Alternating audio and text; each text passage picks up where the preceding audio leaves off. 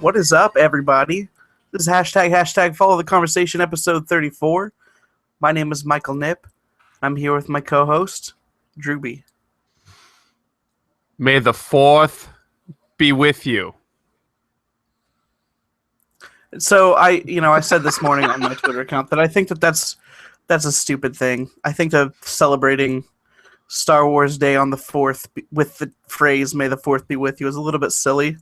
Like, I find it hard for people to take nerds seriously already. I feel like this is just, it's not helping us. That's what I'm saying. Is there another day that you would prefer that we celebrate it? I mean, if we just picked a random day that didn't have a stupid pun attached to it, I would honestly be more okay with that. Really? I mean, I love Star Wars. Like, I like Star Wars more than the average person. But, yeah, I don't like stupid puns, and I don't like becoming the butt end of everyone's joke any more than I already am.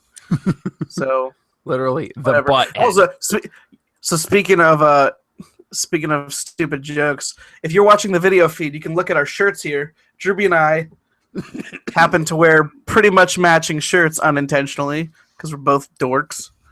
On Star Wars Day of all days, we decided to wear matching. We decided to wear Captain America. Hey, next thing you know, the Guardians of the Galaxy are going to be helping out the Star Wars peeps. It's all Disney now. That's how it goes. Are you? Do you remember the Parks and Rec clip where Patton Oswalt talks about how Disney is going to bring in Star Wars and Marvel, and he introduces this whole interwoven story about how the two universes collide? No. That was on actually an episode of Parks and Rec where he was, what's it called? When you, basically you're just continue talking, when you keep talking and talking and talking to hold the floor. Monologuing? No, there's a specific term for it. Yeah, I know what you're saying. I can't remember what it's called, but that's what he does. Is he doesn't the political thing where they're talking so they don't give up their position in the talking grandstanding or whatever. Yeah, and so he continues to talk, and I forget why he was doing this, but what he does is he goes. There's a clip on YouTube, you can watch it. It's I think it's clean. But he basically gives this whole interwoven story about how all this is going to happen and so forth. Cool. So it is Star Wars Day. We're going to cut the podcast earlier than we normally would because I think that it would be appropriate on Star Wars Day, as much as I kind of hate the term associated with it, that we play some Star Wars video gameage. So we'll try to play some Battlefront 2, and then we'll try to upload that later on tonight. We'll see if that ends up working out. There's one main topic I think we should discuss this week, though. It seems the most appropriate. Obviously, you've been watching TV. I've been playing some video games. I think the most appropriate topic for this podcast, though, is the Avengers Age of Ultron, which came out last week. And we said we were going to see it. We said we were going to talk about it. This is not our spoiler cast. We will try to, we are probably going to mention things that some people will call a spoiler. We are not going to intentionally spoil anything that we would deem major. We may mention how we thought about different things in the movie, but we'll try not to be too bad. So, so Drewby, I know the answer. What are your thoughts on this movie? I thought the movie was good, but I was not blown away or was not super impressed by it. I kind of walked out of there a little disappointed. Even I tried to lower my expectations a little bit. I obviously didn't lower them enough. I think the reason that I wasn't so impressed by it was my own fault. To some extent, I stayed away from major spoilers of the movie, so I didn't really know some of the big things. Not the website. That's a fine website. Just actual major spoilers. Oh, yeah. I stayed away from major plot points of the movie, trying to so I could go into it. I didn't want to know what was going on or whatever. One minor plot point was spoiled to me a little bit ahead of time, but there wasn't any of the big ones. I just came out of it. I guess I just wasn't in the mood for an action movie, which I don't know what I was expecting then if I was going in to see Avengers. Like what did I want? Yeah. If you really weren't That's looking my for an bad. action movie, that was your bad. Yeah, if you were gonna go see the Avengers.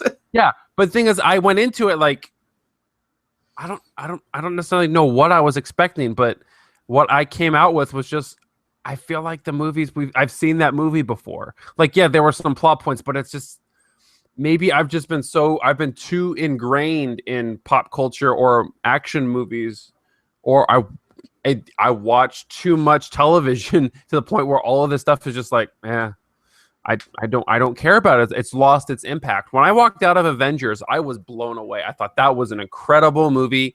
I thought it was written well. I thought the story was good. I thought it was a character-driven film, I thought, and I was just blown away. That was probably the only Marvel movie I've walked out and was just like, I had the biggest like impact, like, whoa. Like, that movie is good. Now, I like other Marvel movies. Like, Guardians of the Galaxy, I saw like 3 times in the theater. Captain America, I think that's a great movie. I like that. I love that film too. And I will probably, I need to go back and watch Age of Ultron again. And I will probably enjoy it more the second time than I did the first time. But it didn't blow me away like I wanted it to. And I think, and that's kind of where I can come out saying it's good, but I won't say that it was great or amazing. Cool. So I posted my thoughts on the site, but I'll talk about a little more here. I thought the movie was great. I don't think it was a perfect movie, but I don't think that many movies are perfect movies. And I thought it was a great character action film with characters that we have now been watching on their own videos off and on for like, what, 4 or 5 years? I don't know, characters that we're familiar with in the mainstream media, where we know about them in the Marvel Cinematic Universe. And I think that what this movie does is, like the first Avengers, but even more so in some ways, it takes a bunch of characters that you kind of have seen star in their own movies, and it somehow mashes them all into a movie where they're all given their own... they're all given the spotlight at different times in ways that I don't think you necessarily have to be disappointed with. If you go in there and you like Thor, you go in there and you like Iron Man, I don't think you will necessarily be disappointed with the amount of screen time and important things that happen to those characters. Now, you may not agree with some of the choices that the characters make in the movie, but I don't think that's anything wrong with the movie itself, as long as it's consistent with what the character would do. I think that there is a scene at the beginning of the movie where they're still kind of setting everything up, and it is such good fun that's played off really well. Everyone is having a good time together in the Avengers, and it's just such a happy scene. It's such a good laugh-filled scene that it helps get you in a good mood for what I think is ultimately a lot darker of a movie than the first Avengers, and I think it leads to a lot of potentially dark places. So yeah, one of my favorite things about the movie, I think it's funny. Another thing I like about the movie, I like how many characters there are. I think sometimes I get tired of movies where there's only, a couple characters, especially in a universe where they have established that there are lots of super people and they frequently want to help each other out. I like in this movie where there's just super people all over the place.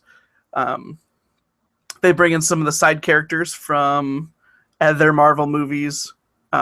Even if they're not huge parts, they are incorporated a little bit, and I appreciated that. They introduced a couple new characters, which I appreciate some, and I thought that was handled really well. There was a lot of action in this movie, like Disappointed Drewby made me happy. It was very well choreographed fight scenes. I thought it worked. I could watch Captain America take out bad guys in Captain America style for a lot of time before I am tired of that. Of course, there's the Hulk, there's Thor, there's all these superheroes, and they are just...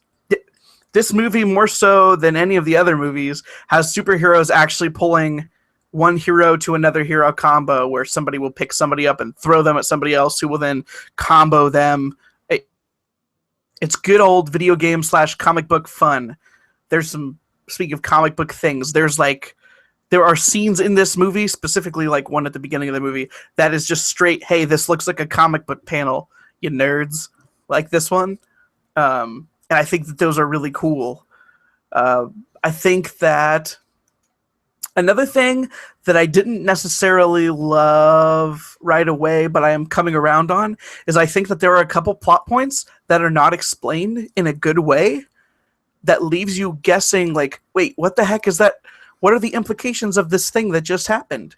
Like, what happened there? And I think now that I've stepped away from the movie, I'm okay with movies that intentionally, now I'm not saying I think movies can do this poorly too, that intentionally kind of leave you in the dark on some issues, going, what the heck is that supposed to mean? Especially in something that, like this, for instance, is going to lead to a more series and stuff kind of down the line. We'll talk a lot more about a lot of more specific things that I kind of liked and didn't like in the spoiler cast. I didn't love Ultron. Yeah. Some parts I think he was cool on, and some parts I think he wasn't. I think he was really inconsistent, is just the best way I could phrase it. He would go from goofy to like doomsday in a way that I think there is a narrative justification for it. That was explained when we talked about it after the movie. I do think there was somewhat of a narrative justification for that. However, I feel like it kind of landed super flat. It wasn't good movie, like a good thing to do in the movie. Like, it wasn't about, we're not looking at the character of Ultron. We're looking at the big bad guy trying to do his, unroll his evil plot. Yeah, and I do think that some, honestly, if we're getting into super specifics without being specific, I think that they kind of rolled out the main plot in sort of a half-hearted way. Like, there's the stuff at the beginning that's really cool and funny and stuff, and then a thing happens, and then they're like, montage, and then boom, bad guy. And you're like, okay, that was a little bit cheap. And then you almost... I feel like they don't explain the villain's plot a ton, but I feel like they didn't have to, because it was so tropey that no, they didn't tell you everything that the bad guy wanted to do, because it's literally so tropey, you could have picked it up. Like, and I kind of think that they leaned in that a little heavy. Would you have wanted? Did you want them to explain it more? Or did you want the plot to be less tropey? I think if they could have explained it more, they could have helped Ultron's character have more, not relatable, because I mean he's a robot evil dude. Like, I think it just would have been better for character development as far as Ultron goes. Maybe he could have sounded eviler. I don't know. I kind of just wish Ultron was eviler, which is weird because I don't think it's a spoiler to say that Ultron was trying to wipe out the human race. So I mean, I don't know. Maybe if we got into spoiler territory, I could kind of explain what I mean a little bit more, but I don't know. Overall, I think that Ultron being a problem would have held the movie back a lot if the rest of the movie just wasn't so fun and good, but also a little bit darker. One of the things that might help fix the problem that you were describing was Joss Whedon did cut like 40 minutes from the film. Like, they finished filming and then he pulled out 40 minutes of film to try and but I feel like that's probably happens with lots of movies. Yeah, but I mean, what was in those 40 minutes? Did he actually have the character explained more, or did we get more development of Ultron as a character? And then maybe that would have helped solve that problem. It's possible. We'll have to see. I don't know. The movie was like, what, 2.5 hours long? I don't usually notice movies being long while I'm watching them. 2.5. It was shorter than Interstellar. Yeah, my wife always notices. I don't care. I get super into them. Yeah, but, I didn't notice. Like, it was like, oh, okay. I felt like, okay, that was a movie or whatever. I didn't think that dragged on forever. 141 minutes. So 2 hours and 20 minutes. Yeah, so that's not even that long. I don't know. Whatever. This is a long movie for normal people. Yeah, I don't know. I will. Okay, if this is a spoiler, so maybe you want to skip it. But I'm not gonna. I don't think it's that big of a spoiler. Say that Hawkeye's way cooler in this movie than he's been before. Yeah. In the cameo / Avengers 1, Hawkeye was stupid cool. He was a lot more relatable than he's been in the past, and I think I really think that the actor played it off well.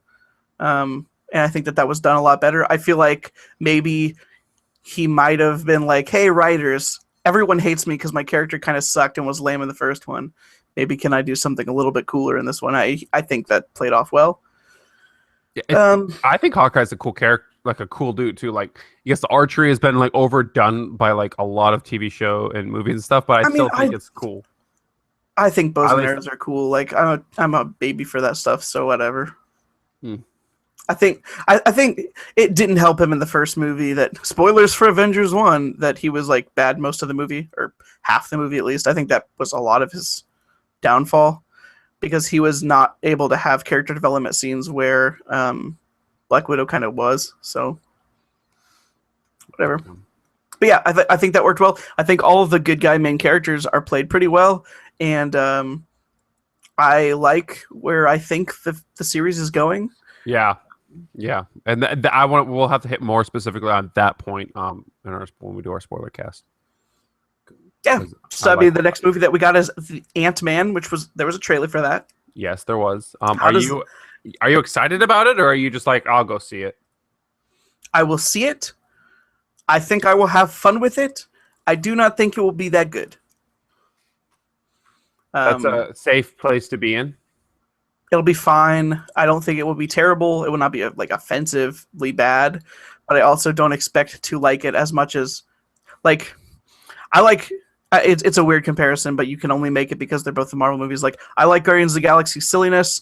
I like Cap 2's kind of darker themes, or Avengers 2's darker themes. Avengers 1 is just a good like action movie that's happy. I feel like it's gonna be this weird middle place where it's just kind of like, okay, that was cool. That was a summer popcorn flick that wasn't as cool as Avengers 2, but we'll see. I could be wowed. I'd rather be wowed than disappointed. So, yeah, I think that's a safe place to be in. July 17th for that one. Okay, so that's not too long. That's shortly after Jurassic World. That's June. Jurassic World. I don't know. We got Fantastic Four in August. We saw a trailer for that. I thought that looked all right. I'm okay with them making a Black Johnny Storm. I'm sure there was internet outrage over that. There was a little bit. It wasn't necessarily that they were black. It was that one was white and one was black, because they're supposed to be brother and sister. And I think there was on this maybe a little outrage, not necessarily, but more just like confusion. Like, wait, what? I think they just rewrote the characters. Were they related in this one? I think they are actually related. Okay, I mean, adoption is a thing, so. Oh yeah, totally. I'm sure there will be an in-world justification. They're not just going to assume you're stupid. June 12th for Jurassic World.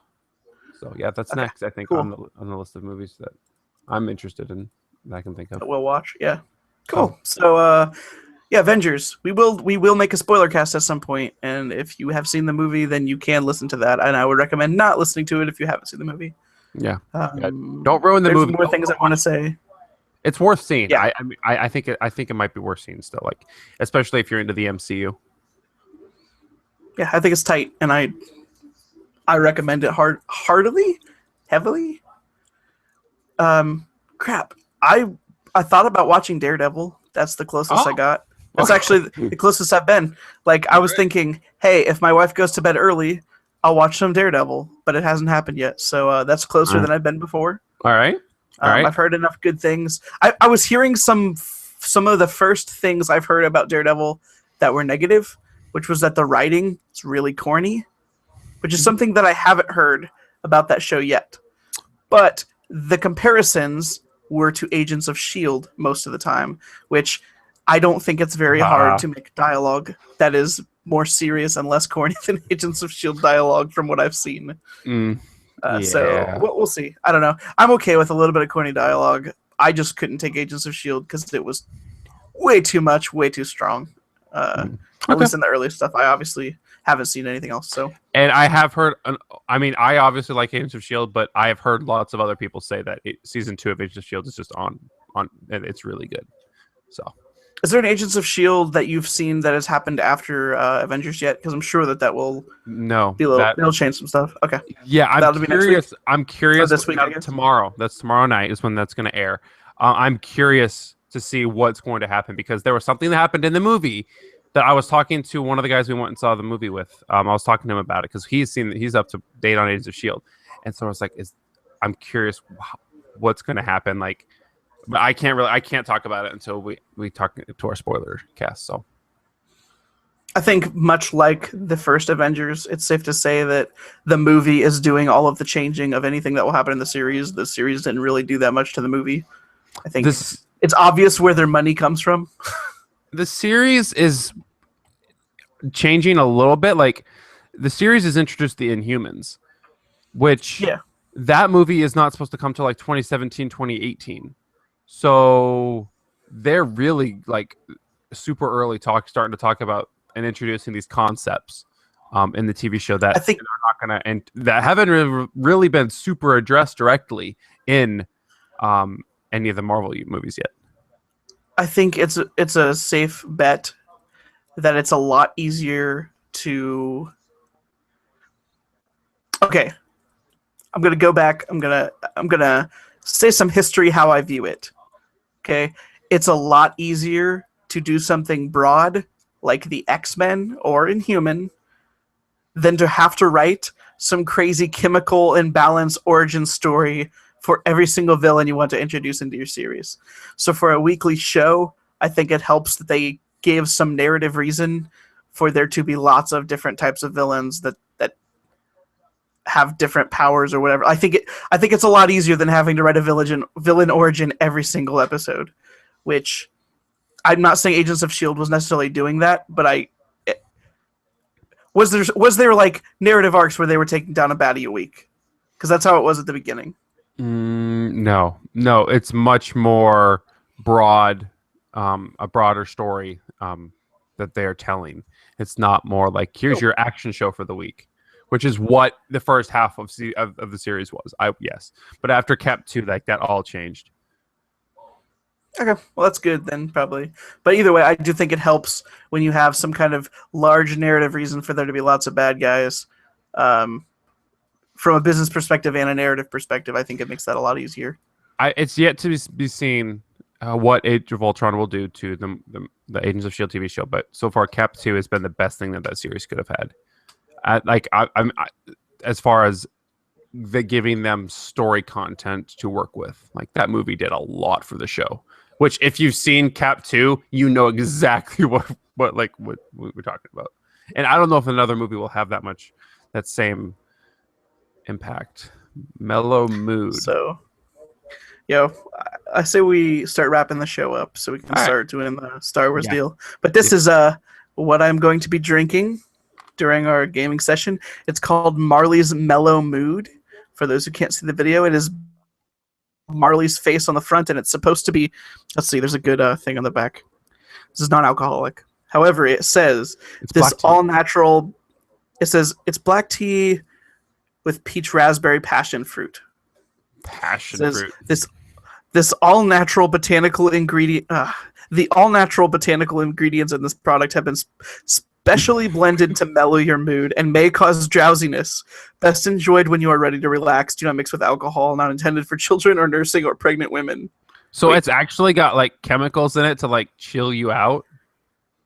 The relaxation blend, which is 80 milligrams, says chamomile, flower extract, lemon balm, leaf extract, valerian root extract, hops extract, passion flower extract. So it's like hippie drink. Hopefully it'll calm me down when I'm raging out in the battlefield. Battlefront. Like a battlefield. A battlefield. A battlefield. Cool. So, Drewby, how can people find you outside of this great podcast? Well, on theculturemypeople.com. You can follow me, twitter.com/Drewby132. If you are so inclined, you can follow me on Google+, which not many people care about, I guess. But there's a link to it on my Twitter profile. Again, twitter.com/Drewby132. Tastes really good. I like it. That's good. That's good. You should, I feel calmer already. Just chill out. You just conk out. Facebook.com/Drewby132. And if you want to email me, You can do it Drewby at theculturemypeople.com. And yeah, that's kind of me on the internet. All right, my spin is you may have noticed if you look at the site very often that there has been a lot more posts than normal. That is because I am trying to look for press releases and relevant information to our site that I think that we will find interesting and we can talk about and we can use as springboards for other topics, or that we think that you will find interesting based on the kind of people that we know listen. So if you have suggestions or things that something comes out, you want to talk about it, you want us to talk about it on the show or anything, you can email us at podcast@theculturemypeople.com, or you can email either Drewby or I directly at Drewby@theculturemypeople.com or Michael@theculturemypeople.com. So we got that to go to. As a side note, there was a thing that came out this week where the X-Rare developers, guys who made like Banjo and Kazooie, they were involved in like Donkey Kong 64.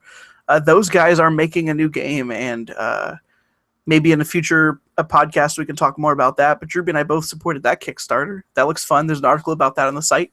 You can check it out if you want to. And anyway, yeah. So check out some of the news stories. You can actually check our site more often to see current stories. What are you laughing at? Did I say something weird? No, I am looking at a picture of myself when I was like 15 years old, and my hair is ridiculous. Well, now you have to like send me that picture or something.